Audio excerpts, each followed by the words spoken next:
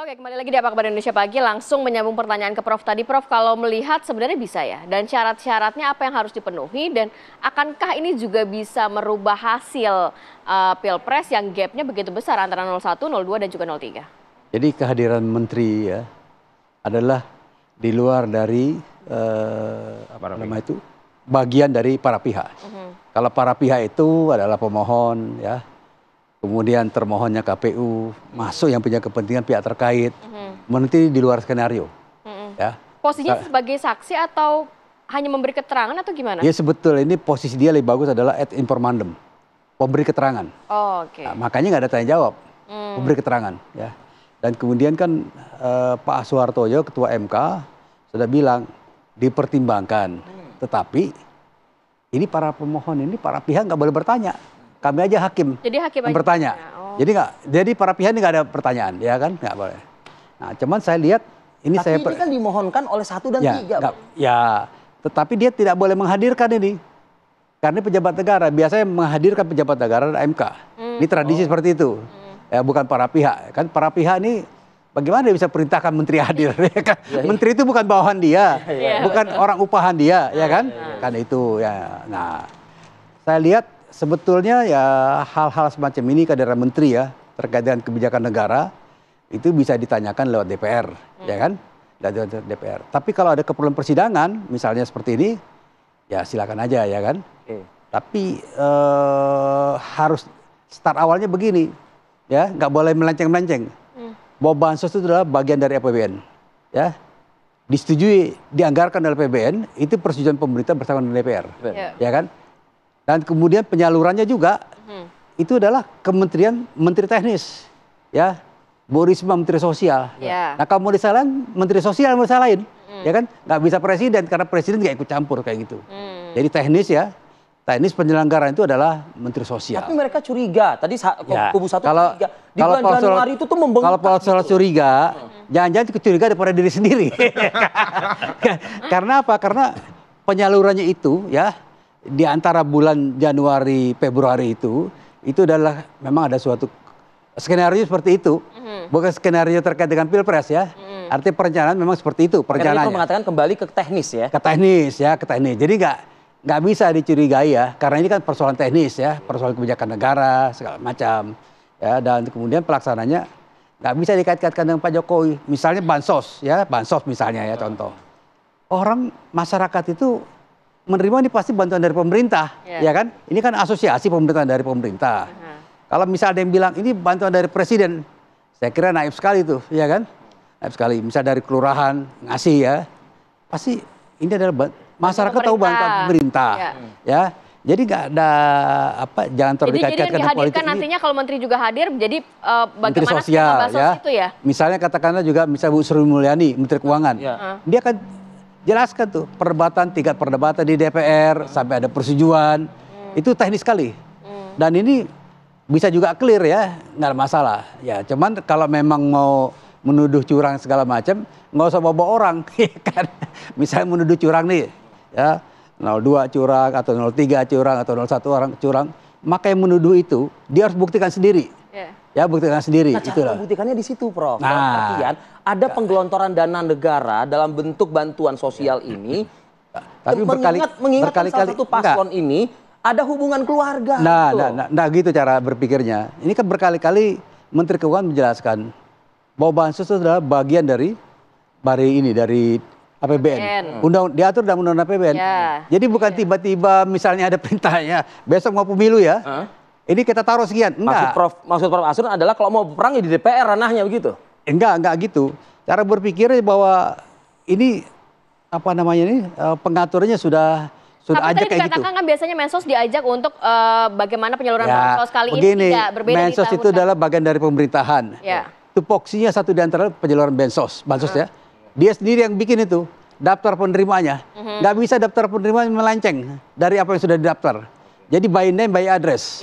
Itu tuh udah jelas tuh. Jadi nggak tiba-tiba misalnya, wah saya nggak suka dengan Pak Heru, saya kasih Pak Martin. Saya nggak suka Pak Martin, saya kasih Pak Heru. Nggak ada cerita-cerita kayak gitu. Ini adalah suatu kebijakan negara, satu praktek tata negara. Jadi nggak ada interpersonal tuh nggak ada.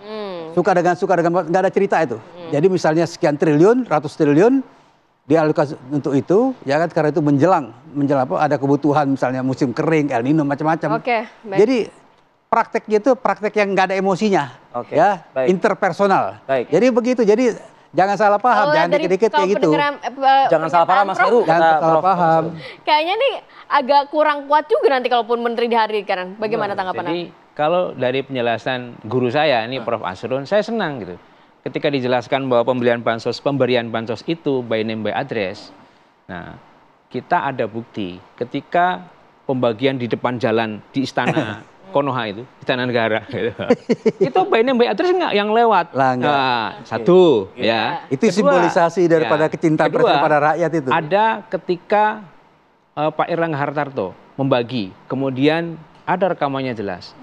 Penerima menyatakan terima kasih Pak Jokowi. Nah, kemudian Pak Zulhas. Masa terima Barat bilang benci Pak Jokowi? Bukan, fakta-fakta itu kami sampaikan sudah sebagai bukti. Kemudian nanti, bukan nanti ya, besok kami hadirkan ahli yang menganalisis dampak bansos, ya, dampak pengelontoran bansos, nah, kepada elektoral. Pemilih. Terhadap, kami hadirkan ahli besok. Jadi yang dimaksud oleh Bang Martin tadi di Bali cukup signifikan suara PDI Perjuangan. Tapi suara Prabowo juga tinggi. Ya, jadi yang kami artinya Anda di situ melihatnya? Kami yang analisis ini adalah perolehan suara pasangan calon presiden.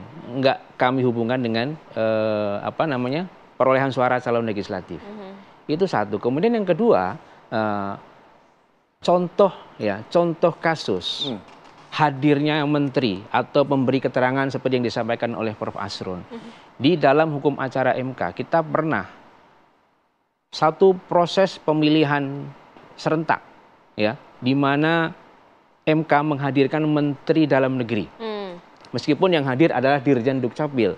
Ketika ada perbedaan antara jumlah pemilih dalam DPT dengan jumlah penduduk di Kabupaten Nabire, jumlah pemilih di dalam DPT itu 178.000, jumlah penduduk 130.000, nggak masuk akal.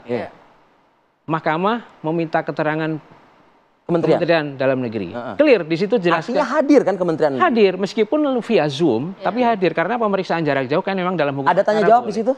Hanya hakim yang bertanya jawab. Tapi itu tidak soal karena kenapa? Ketika misalnya yang memberikan keterangan itu tidak seperti apa yang diharapkan, tapi hakim punya keyakinan. Jadi pembuktian di dalam hukum acara perselisihan hasil itu tidak memerlukan adanya pengakuan. Meskipun itu pengingkaran, tapi pengingkarannya itu gesturnya merupakan sesuatu yang tidak lazim, yang tidak wajar, hakim bisa membangun keyakinan bahwa itu adalah suatu kesalahan. Mas Heru, bagaimana membuktikan kalau menghadirkan menteri-menteri yang juga tadi mungkin pertanyaannya dari hakim dan secara teknis, dan misalnya membicarakan mengenai bansos yang anggarannya memang sudah dirampungkan dari beberapa bulan sebelumnya. Ini bagaimana maksudnya pembuktian dari 01 bahwa menteri-menteri itu juga bisa memperlihatkan nantinya mungkin bansos secara clear dan juga mempengaruhi pemilih juga. Oh iya, jadi begini. Pertama, saya yakin hakim itu membaca permohonan.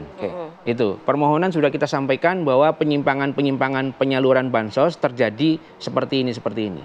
Itu yang pertama. Kemudian yang kedua, hakim akan mendengar keterangan ahli dan saksi yang kami ajukan besok sidang Senin. Nah, itu juga mengungkap bagaimana bansos itu disalurkan dengan luar biasa menyimpangnya gitu.